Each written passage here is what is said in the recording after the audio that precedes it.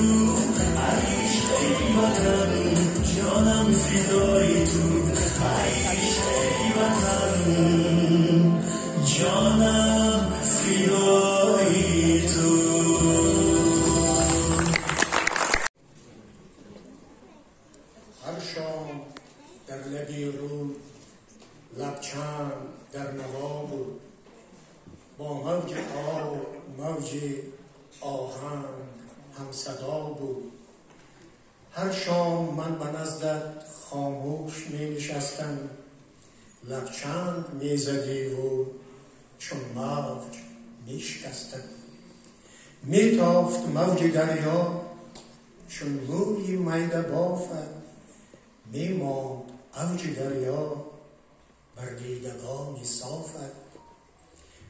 میخواند نرم نرمک لبچنگ عشق ما را، میکرد گرم گرمک صد رنگ عشق ما را.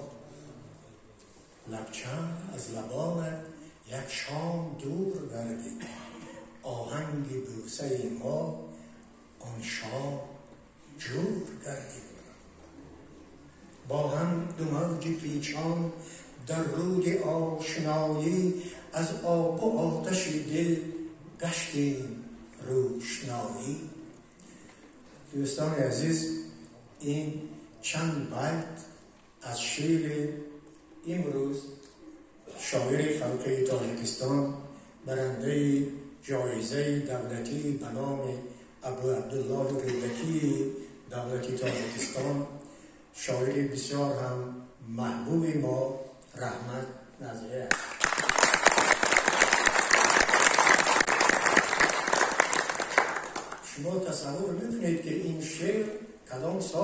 شده است و در چند سالگی مؤلف نوشته شده است. این شعر اگر در خاطر خود مؤلف باشد سال 1968 یعنی در 17 سالگی شاعر گفته شده است. درست میگم؟ اکنون شما با من بگوید دوستان عزیز که بعد از نسل استاد ترسنزاده خب تا همین قریبی های ما کدام شاعر از اونهایی که ما امروز نام میبریم در 17 سالگیش همین گونه شعری گفته است. من که 50 سال با تحقیق شعر معاصر تاجیک مشغول هستم دیگر همین گونه نام را نمیدانم و نامی که من میدانم نام استاد لاهوتی است که در 16 سالگی قصیده گفته بود که همه تعجب میکردن و باور نمیکردن که این لاهوتی گفته است در 16 سالگیش و اون قصیده در روزنامه هندوستان چاپ شده بود. بنابراین همین ببینید رحمت نظری که امروز ما ایشان 70 ساله میگوییم یک جوان 18 ساله برای اینجا مثل که همون شعر لبچند همین سال گفته باشن در همون سن سال باشن نشستن همین آدم گفته است در 17 سالگیش و ببینید عجابت کاره که در 17 سالگی به این قدر پختگی شعر گفتن و من تصور نمی کنم که رحمت از کجا اینقدر آموزش داشته است براستی تا حالا نپرسیدم. خب چیزی دیگر هم بسیار خاطرمان است این که سال 1976 یکی از مشورت ادیبان جوان تاجیکستان برگزار شد که خب در آن در بین دیگر اشتراک کنندگان 3 نفر نیز حضور داشتند که خوشبختانه 2 نفرشان در همینجا هستند. یک نفرشان خود رحمت نظری دیگرشان حالی من نمیگویم اینجا برانده میچینن و رئیسی بکنن در این مجلس.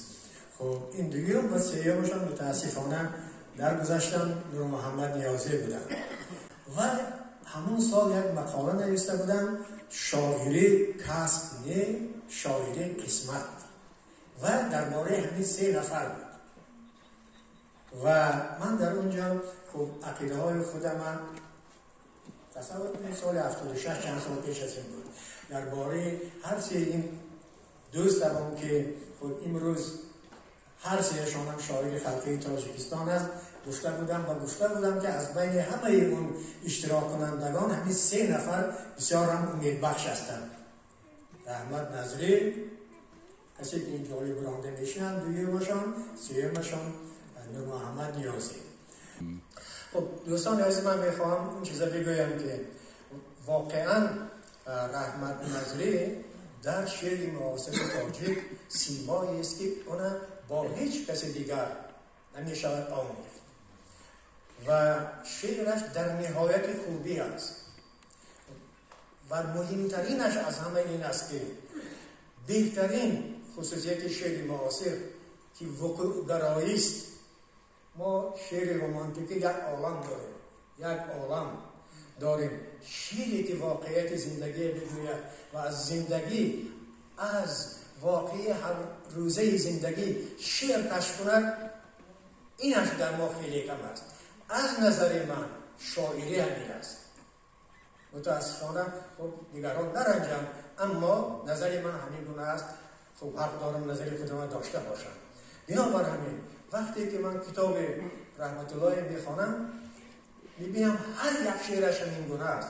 مثلا ما هر صبح میبینیم زنهای بیچاره از ساعت 3 یا 4 صبح کوچه ها میروبند. یک شیر داره در همون زمزمه هم ببینید. من اینجا برای مثل صحبت دراز نشود نمیخوانم. عالی جنابتر این شعر است درباره همین زنهایی که کوچه میروبند هر صبح. شعرش کشف کرده است. یا اینکه خب شعرهای دیگرش هم میخواد درباره پدرش گفتگی، درباره توتی خانه‌شان، خب درباره هر چی که گوید اول اون چیزا می‌بیند در زندگی و یک شیء است، اشیاء است یا انسان است یا حادثه است که در همین زندگی رخ داده است و از همون شعر کشف می‌کند. این هنر می‌خواهد. بنابر از همین گونه هنر رحمت نظری به کمالش برخوردار است. بنابر همین ببینید حتی در همون روزی که در همون سالی که رحمت نظری سکته قلب از سر گذران، بعد از اون چی شعری میگوید و چه آرزویی میکند. ببینید باز فردا دوام خواهم کرد، زندگی را سلام خواهم کرد، سوی خورشیدی بام دادم شاد، رقص بالای بام خواهم کرد. من آرزو میکنم که در سالگیشان همین رقصی بالای بامشان یک بار دیگر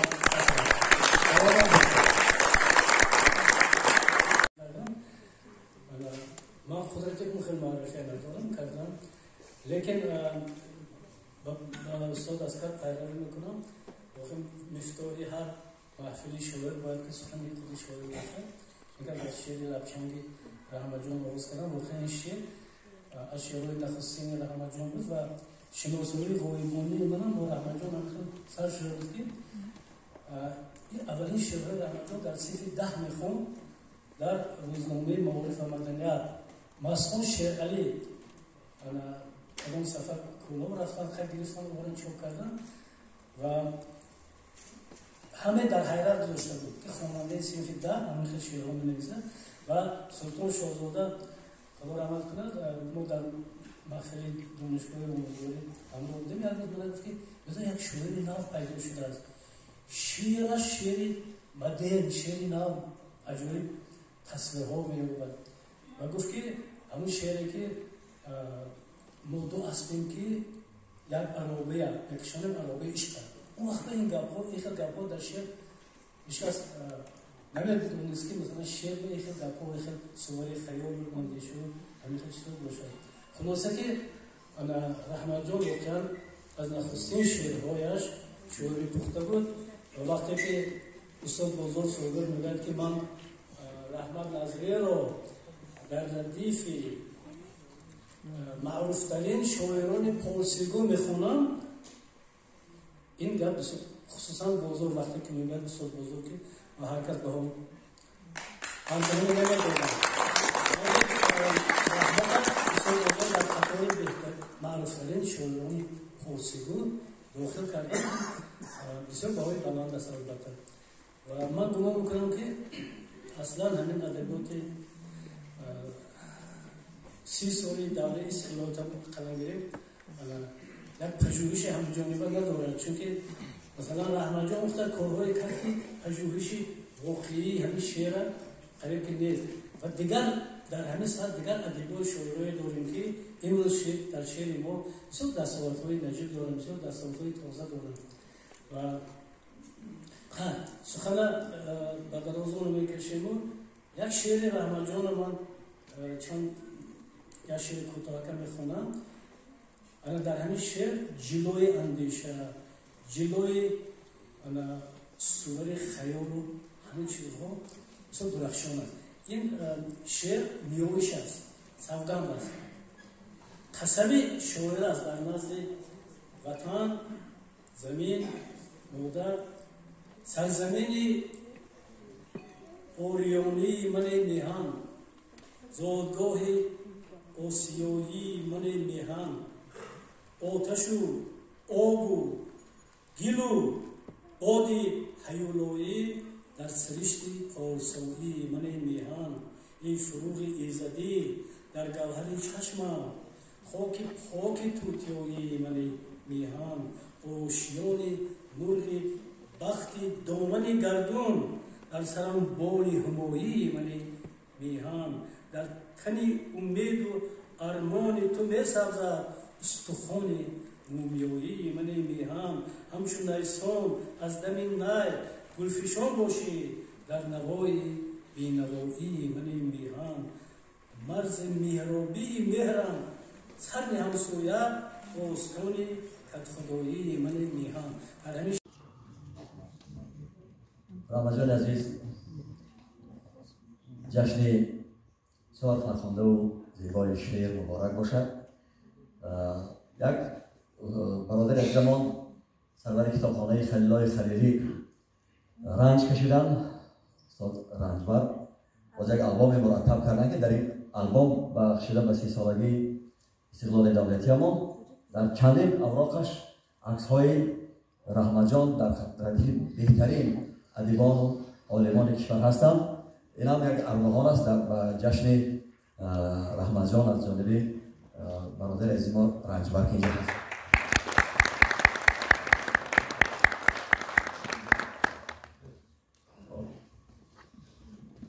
من اول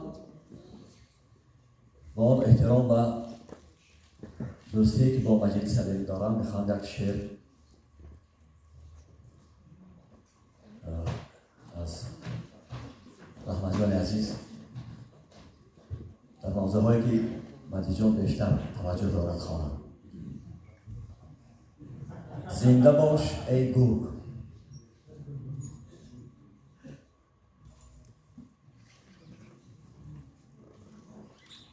زنده باش ای آخرین گرگ سبب، گرگ تنها، گرگ پیر بی‌فرق. باد رخشان چشم الماسی تو در شب تار شکاری درم. من تو را ای گرگ، ای گرگ بزرگ پاس می‌دارم، ستایش می‌کنم. این زمان گویا تو را از باستان چون نیای خود نیایش می‌کنم. اشک خود را کاش تو ما را دهی، تا مرا از هر بلا دارد نگاه، تا که از دندان کس حفظم کند، تا که از گرگ آدمان دارد پناه، تا که از گرگ آدمان دارد پناه. آدمی هر جا دماغ اشتها همچون گرگ گشنه هر سو می کند، او کلاه برگین خویش نیز همچون قربانی خود بو می کند. هم صدای گرگ شومی تند باد نوله دارد گرگ خشمی توده. در هوای گرگ و میش روزگار می هراسد میش چشمی توده.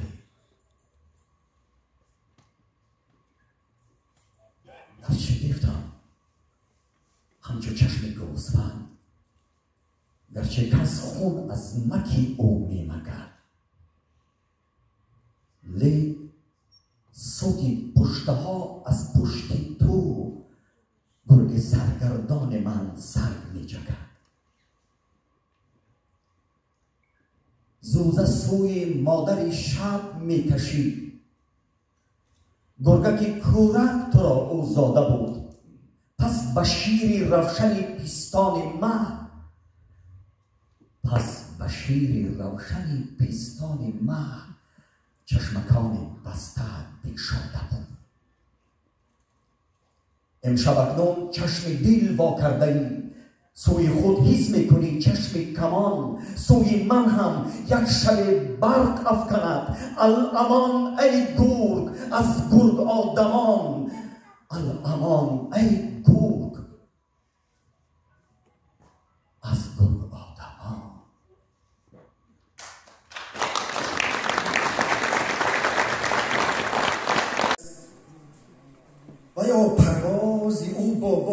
شهباز هماهنگ است، فروغ سینه اش در برگ گل پیچیده همرنگ است. جهانی آرزوها در نوای ناله چنگ است، درودی عشق رحمت را و اشک یار می‌بینم. اگر دنیای دل در تابشی زنار می‌دیدم،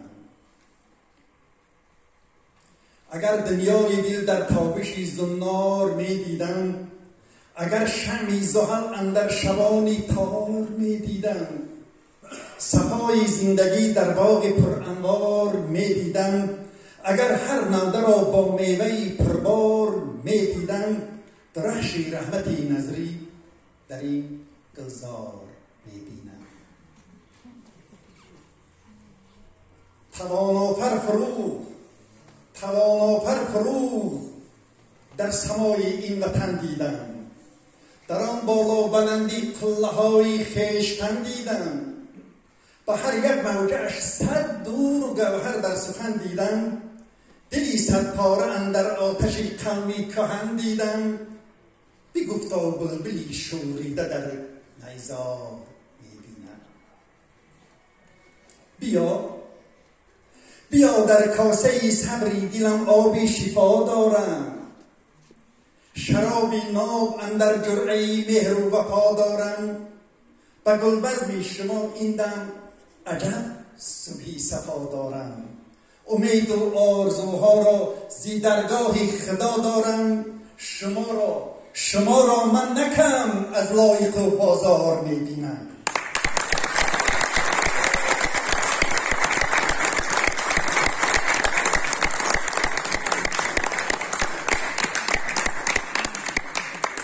مولودتان مبارک باشد استاد عزیز.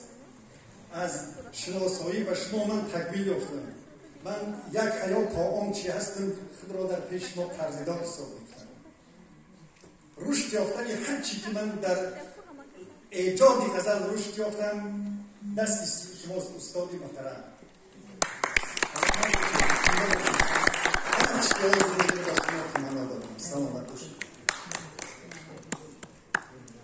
سلام علیکم دوستان عزیز. من از روی برنامه‌نگاران رحمت ناظری کمال مسئول خطی ما همسال هستیم، دوست و برادر هستیم. سالهای بفکرم 80 ماه برنامه کرده بودیم، صنعت، تیپ، طبابت، خدارامتی، کرامت الله حافظ بودن و هر اینا سرود میخوندن، من آدمان میخوندم، اینا میخیزوندن.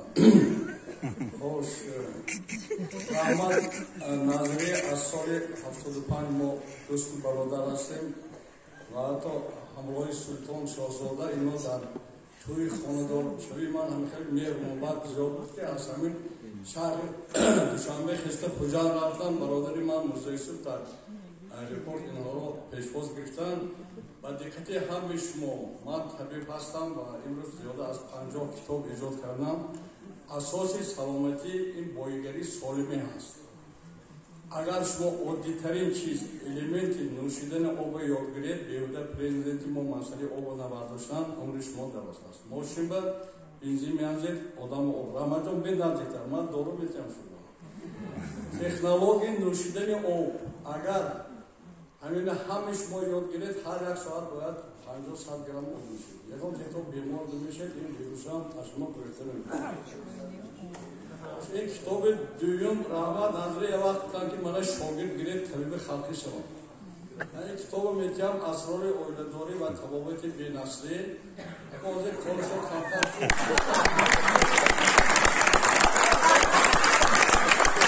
همه اسرارهای بینویسن یک کتاب عجایب میشن. اینا برای طبابت ایش نه یک طرز طبابت هست.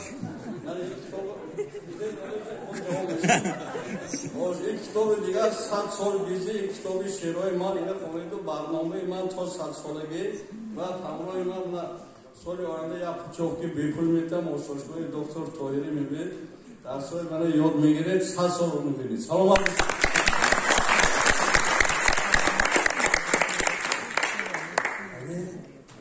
اساساً شعوری سیاحت کم است.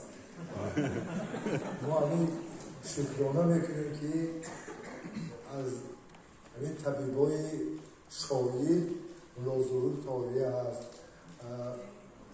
با نظر شمسی زاده است، زیا رحمان است، علی اکبر این سفر برادر نزدیک من اومدم از کمال خواهش کردم که علی اکبر از سخن که شما میرین با ما کسا سر پیشی که میرم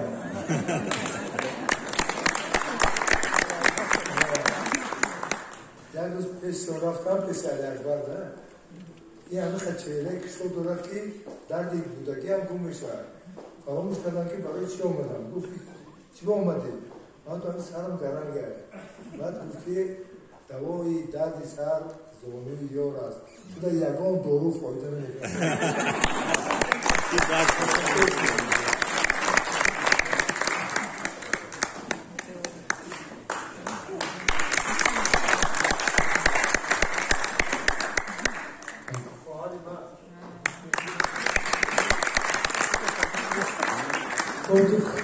دوستان عزیز که هم قلمم رحمت جان بگویم فرصت نشد لیکن من اینا در مقالات انتشار دادم. من چند تا میخوام که برای نشان دادن هنری شاعری رحمت نظری مشاهده های شاعرانه استفاده گفتار مردمی خب همون تجسم تعامل های خلقی که در شعر بسیار خاصش رحمت جان است. یک چند نمونه خوانم. هوای آهنین زنگ خورده، درخت خورده چنگک، درخت خورده چنگش چنگ خورده، فتاده غوره هایش از سر شاخ به سان مرغکان سنگ خورده. این منظره زیبای ببینید که فقط ریش از غمان مادر خیش که او با گوشه های شادن خیش زمان عشق ما رو پاک میکرد کنون مالد با آن چشم تل خیش. خب جای دیگر سخن زیادتر نیست. من با یک دو بیتی خود رحمت جان میخوام جنبست کنم. در این دو بیتی رحمت مثل این که خودش جنبست کرده است زندگیش ایجادیاتش. سرشتم من سرشتم رو خود از نو، بهشتم من بهشتم رو خود از نو، قلمکش یک قلم الهام بخشید، نوشتم سرنوشتم رو من از نو، نوشتم سرنوشتم رو من از نو. خواهش میکنم بسیار فرصت کم بود که ما تمام خجستگی‌های شعر رحمت اینجا بگوییم، لیکن گمان میکنم که شما بهره بردید. حالا در پایان میخوام که رحمت جان خودشون به شما سخن اظهار تشکر و سخن میخواستگیشان گویم. زنده باشه. دوستان عزیز، ما وقتی که دانشجو بودیم همین سه کس در یک جا میگشتیم، من و کمال جان و شیرین دنیا. همین اونا دوگانو نیست سیگانو میگفتن. بعد در یک مجلس کدام تئاتر بود که کتاب نوی استاد قطبی کرام برآمده بود، درست جمعه ساعت. بعد تنگامون حساب کردیم، همین تنگوی هر سیمان یک کتاب شد. بعد گرفتیم پیشی استاد قطبی بودیم که یک دستخط نویسن. بعد عیدان شد که باید یک کدام تب نویسیم، خب که هر سیمان بود. بعد نویس که رحمت شیرین با کمال رسید.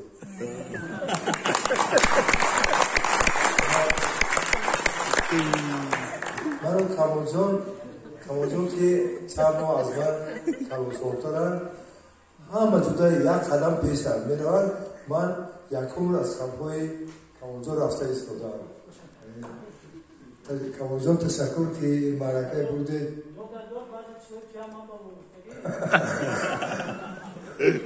نمیگم چرا. و خیلی یک واقعی است بگیم. یک وقت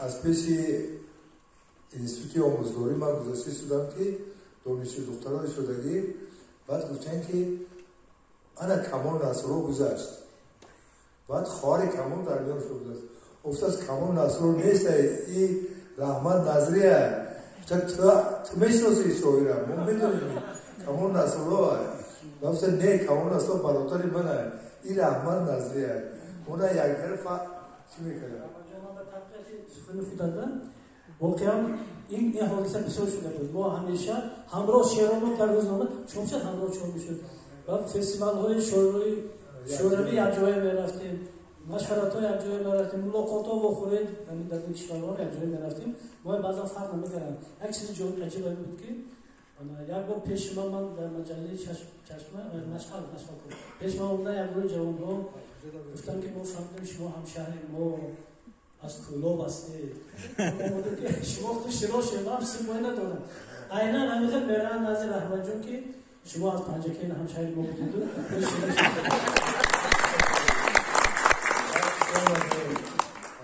روزی بسیار برای آن که نسبت ادبیات و فرهنگ نسبت شاعر مهر محبت داره 1001 رحمت از نام یک رحمت